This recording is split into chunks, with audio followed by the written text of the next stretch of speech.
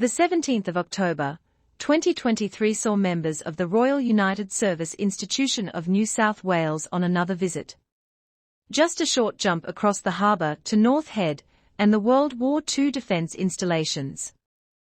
In spring 2023, Sydney has experienced eclectic weather. One day brilliant sunshine and 35 degrees, the next 19 degrees and rain squalls. On October 17, we experienced the latter.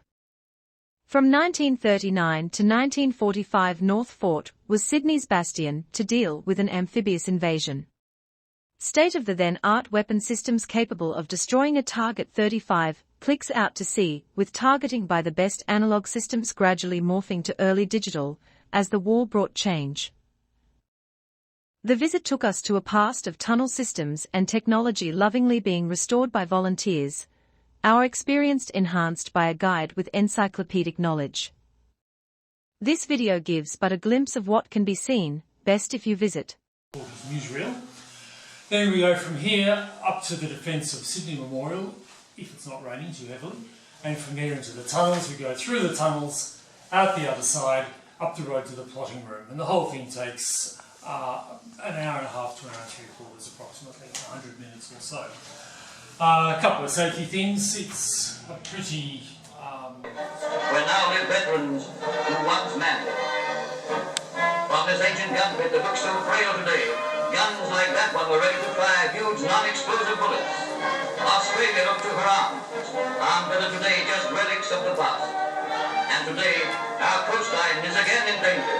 Sydney, grown-up city of 1940, with its 1.25 million inhabitants, third largest in the empire, has to be defended from attack by sea. To the south, a coastal plain of rich dairying lands. But even more important, its heavy industries, coal mining and steelworks, set between the sea and the mountain. Centre of this vast district is Port Kembla, with its growing steelworks. Thousands of men work here, backing our war effort, making munitions and armaments. 130 miles northward, at Newcastle, in older and more seasoned surroundings. And there's the parade going up the road that's still there.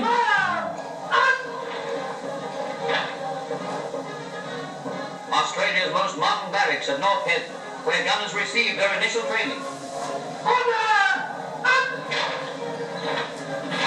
Some of these men will defend Sydney, some man forts at Darwin, some the heavy artillery with the AIF.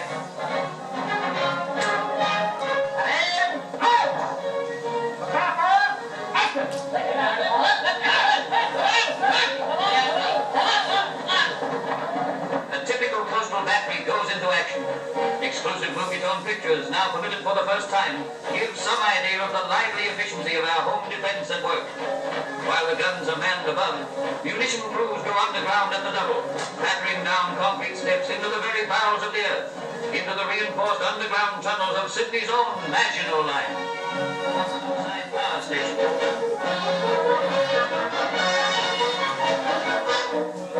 In their subterranean magazines, gunners prepare shells. Shells stacked ready for action, each nearly a fifth of a ton of armor-piercing destruction, capable of being projected 17 miles to sea. It's 172 kilos per shell. The loading mechanism swings over, and the huge shell and charge are loaded in a matter of seconds.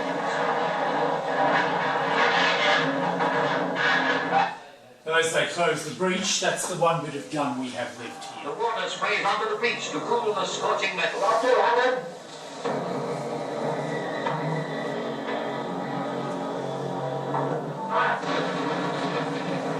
2 guns and 3 splashes, we don't know why.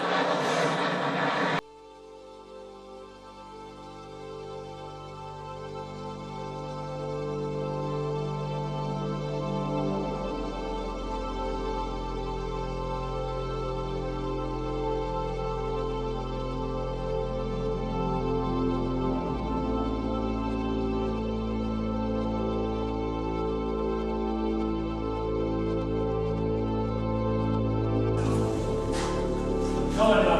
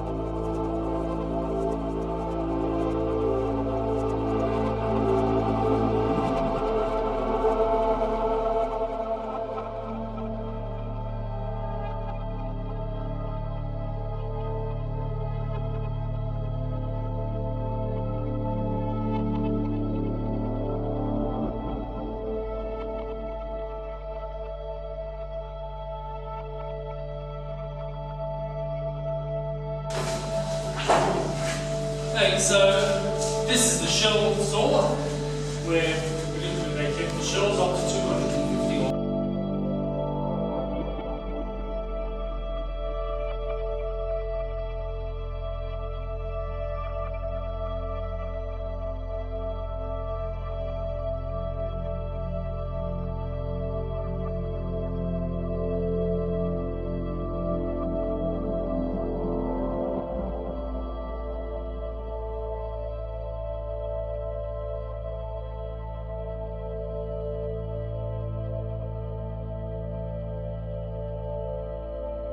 Entrance just up there. There's the escape hatch, exit, and you can see one of the vents up there, again, which is one of the ones that impales. There are several vents on the top of that structure there, but they've all been taken down for restoration.